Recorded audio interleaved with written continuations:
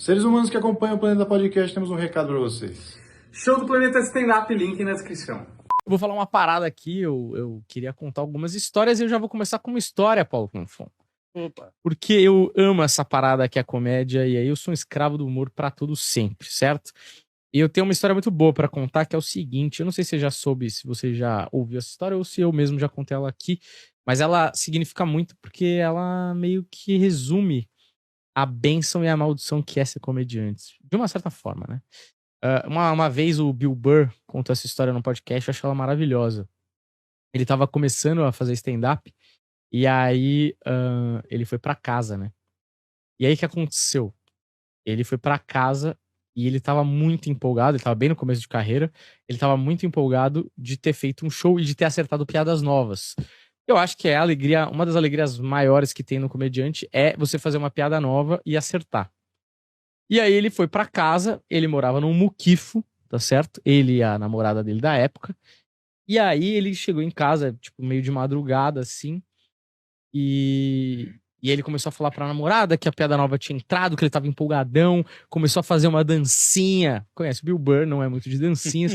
Começou a fazer uma dancinha porque ele tava empolgadão. A menina começou a rir dele e tal, porque ele tinha acertado as piadas novas e ele tinha. E ele tava empolgado. Aí, de repente, ele olha pro rosto da namorada e ele percebe que aquela alegria que ela tava se divertindo com ele, por estar alegre também, caiu numa apatia, assim, o rosto dela. E aí o Bill Burr perguntou pra ela assim, nossa, mas tá tudo bem? O que que aconteceu?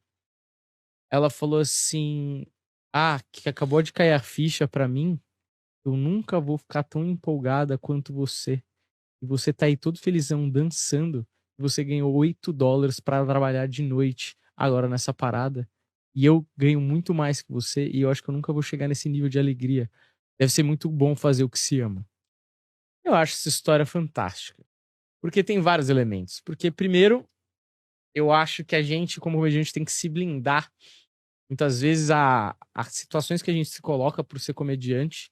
Então, todas as vezes que a gente não teve a grana, todas as vezes que a gente foi apresentado para um grupo de pessoas e as pessoas falaram: Puta, você é comediante, cara?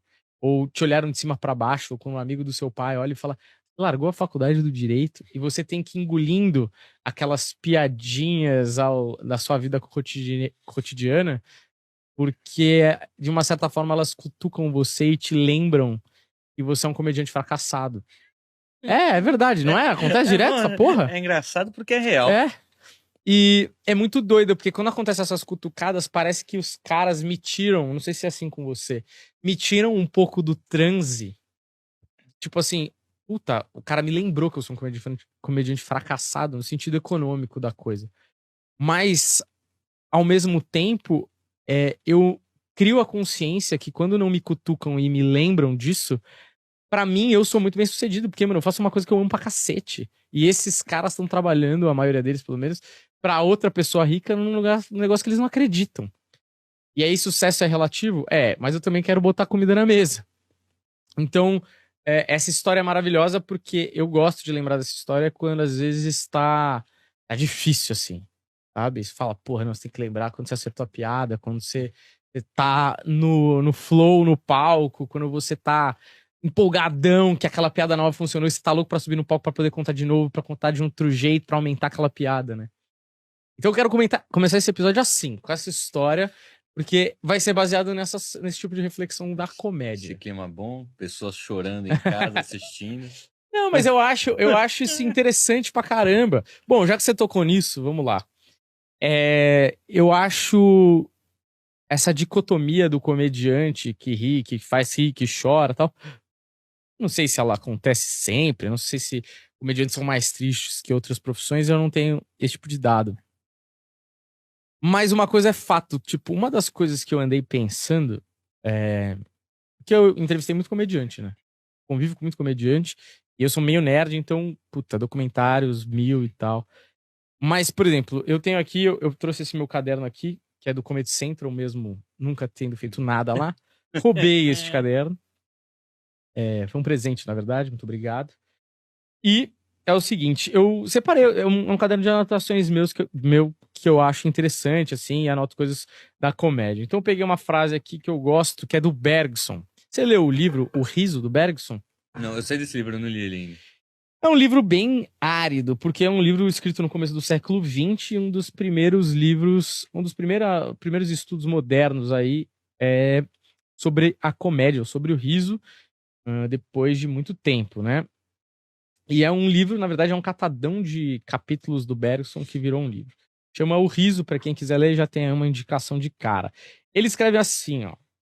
A comicidade exprime, acima de tudo, uma certa inadaptação particular da pessoa à sociedade.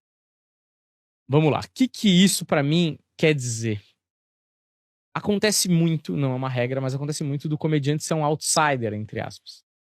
Porque quando você é um estrangeiro num lugar, você tem a capacidade de observar melhor.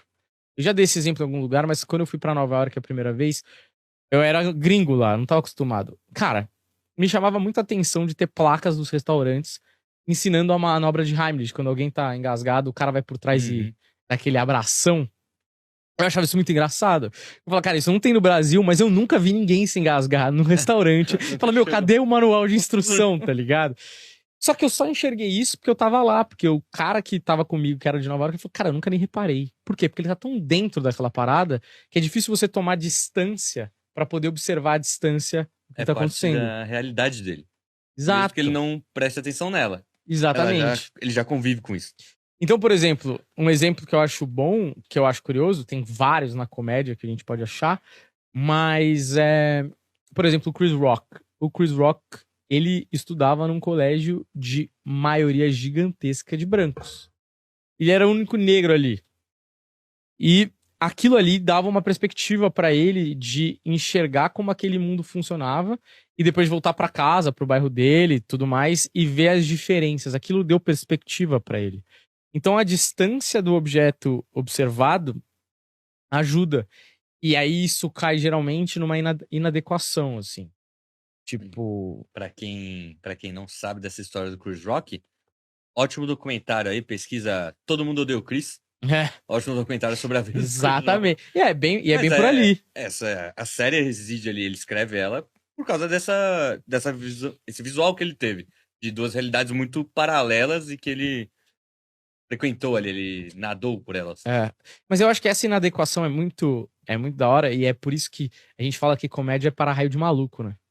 Porque assim, Mas a galera, mesmo quando parece normal, quando você chega perto, você vê que o cara tem umas esquisitices da pesada. Dodói. E eu acho que isso é um dos aspectos do comediante que o torna mais interessante, assim, porque é o ponto de vista que foge do padrão.